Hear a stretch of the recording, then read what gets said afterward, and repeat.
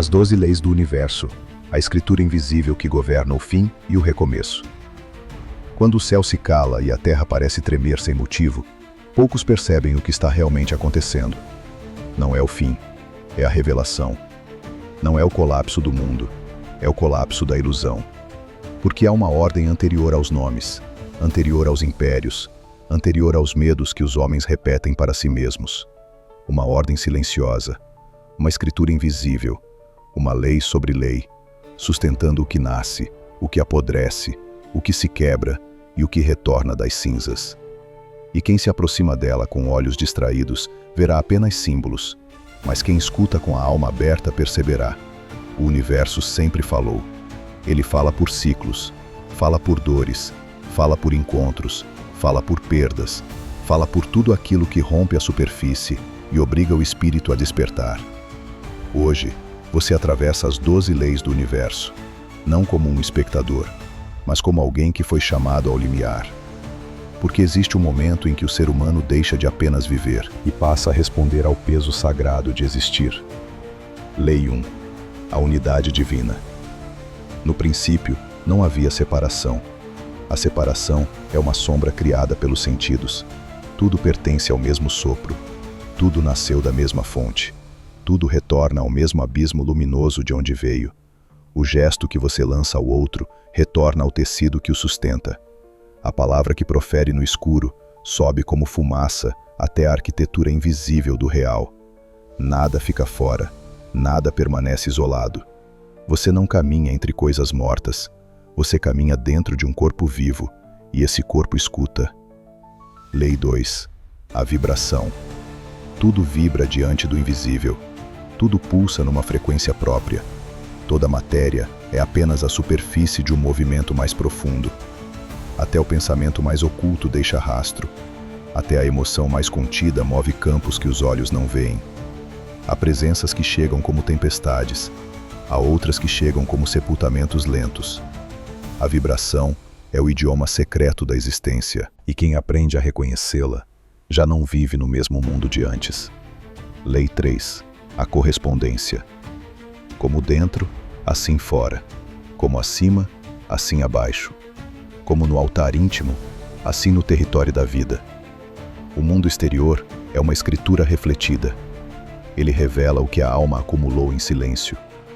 O caos que você vê diante de si, muitas vezes, é apenas o espelho de uma guerra interna não nomeada. A escassez do mundo pode ser a imagem da escassez de confiança. A desordem do entorno pode ser o reflexo de um trono interior abandonado. Olhe ao redor. E depois, olhe para dentro. Os dois abismos falam a mesma língua. Lei 4. A atração. Você chama aquilo que sustenta. Não com a boca apenas, mas com o peso invisível da repetição. Com a fé secreta que repousa por trás de cada escolha. Com o conteúdo silencioso do coração. Muitos proclamam abundância enquanto veneram a falta. Muitos repetem esperança enquanto alimentam o colapso em segredo. O universo não responde ao teatro. Ele responde à liturgia interna que você pratica todos os dias, sem testemunhas. Aquilo que você crê profundamente começa a buscar forma.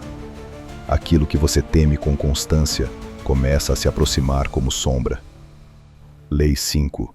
A ação inspirada. Há portas que não se abrem com desejo.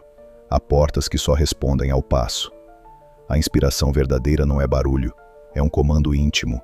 É o instante em que a alma reconhece a direção e o corpo precisa obedecer. Esperar eternamente pela certeza é uma forma de prisão, porque algumas travessias só existem depois do movimento.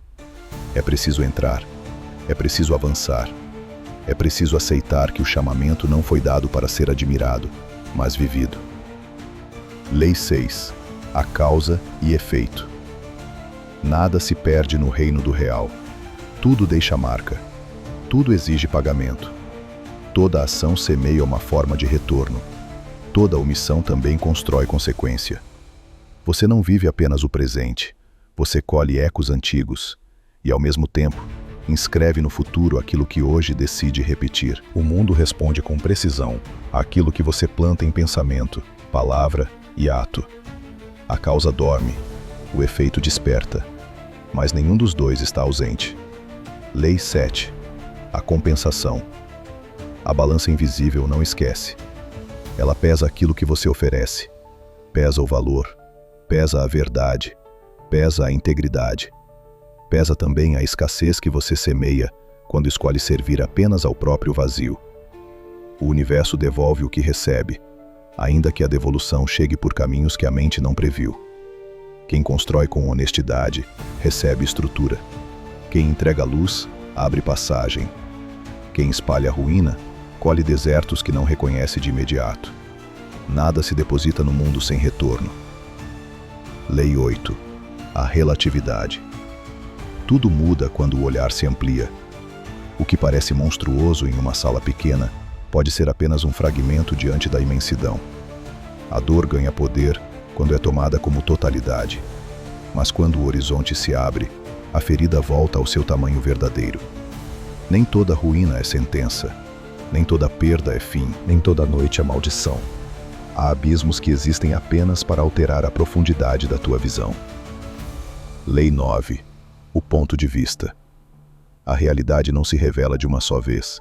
Ela se entrega por ângulos, por frestas, por interpretações. Cada alma lê os sinais a partir da própria ferida e da própria sede. Por isso, o mesmo acontecimento pode consagrar um e arruinar outro. O ponto de vista é um altar de escolha. E quem o altera, altera o mundo que habita.